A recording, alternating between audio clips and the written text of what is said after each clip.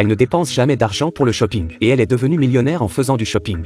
Cette femme s'appelle Lily. Chaque jour, son travail consiste à acheter, acheter et acheter. À la longue, sa maison est devenue une supérette. Lorsque son mari l'a vue, il a dit qu'elle dépensait l'argent sans compter. Mais Lily a dit qu'avec votre salaire, c'est difficile de joindre les deux bouts. Ce qui est encore plus déprimant, c'est qu'elle vit avec son mari depuis des années. Elle n'est jamais tombée enceinte. Pour cette raison, elle et son mari sont très déprimés. Lily compte sur le shopping pour apaiser ses émotions. Comme elle se rendait souvent au supermarché, elle a soudain découvert que les coupons du centre commercial, il y avait une grosse faille. Elle a donc appelé Emma pour créer une équipe. Lily a finalement commencé à collecter des coupons. Chaque jour, à la première heure, elle courait jusqu'au carrefour, attendant le premier journal de la journée. En rentrant chez elle, elle découpait tous les coupons. Puis elle a élaboré un plan d'achat. Ensuite, elle achète les produits en fonction des coupons. Lorsqu'elle arrive à la caisse, elle a déjà payé 1000 $. Elle sort avec confiance les coupons qu'elle a préparés. Après avoir cumulé les coupons, elle a ramené le prix à 0 $.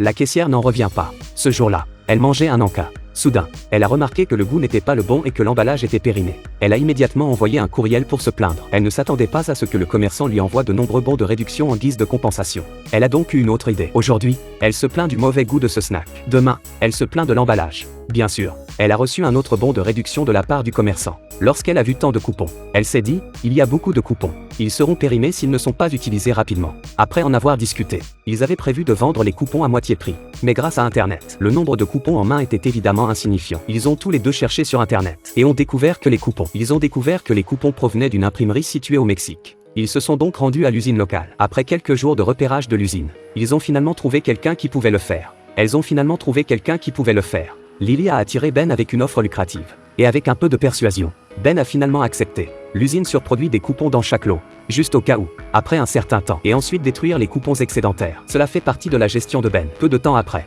Lily et ses amis ont reçu une livraison de Ben.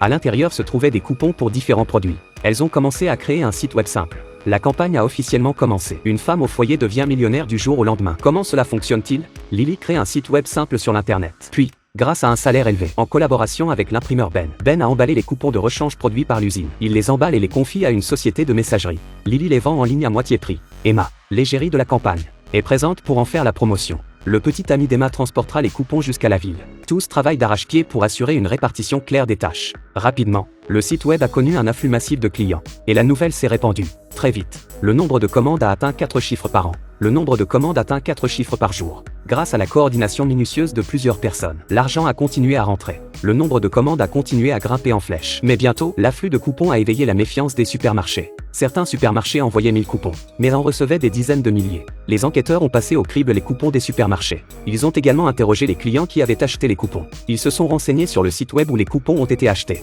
Lorsque Lily était prête à transférer l'argent, leurs comptes ont été gelés. Ils ont réalisé qu'ils étaient surveillés. Ils ont donc engagé un beau pirate informatique à prix d'or, dans l'espoir de faire sortir l'argent. Le pirate a d'abord caché l'adresse IP du site web.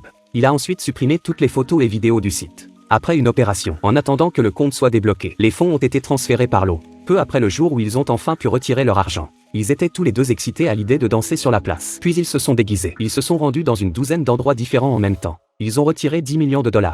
Puis ils ont commencé à réfléchir à la manière de les dépenser. Mais l'enquêteur n'a pas abandonné. Il a signalé l'overdose de coupons à la police. Après quelques discussions, ils ont commencé par l'entreprise de messagerie locale. Si vous aviez 10 millions de $, comment les dépenseriez-vous? Tout d'abord, faites une danse carrée pour vous calmer. Pour calmer l'excitation d'être riche. Ensuite, vous vous rendriez à l'aéroport d'un pas que vous ne reconnaîtriez pas. Vous expérimenteriez ce que c'est que d'être riche. C'est comme ça qu'on boit. C'est comme ça qu'on jette l'argent par les fenêtres. Venez à Las Vegas et mangez un fruit. L'après-midi, nous commençons à choisir des voitures de sport. Une voiture ne suffit pas. Il en faut 5.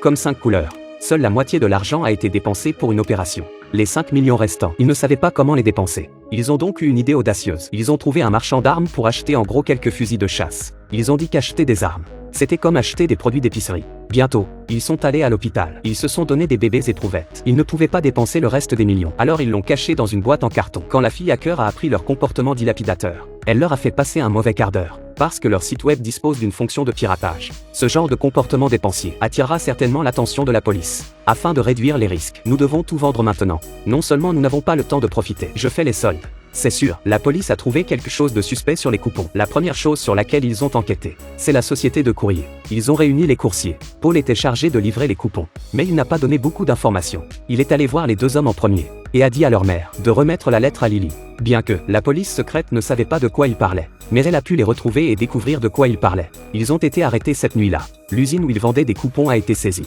Avec toutes les preuves, ils ont été rapidement mis sous les verrous. Ne pensez pas gagner de l'argent en une seule étape.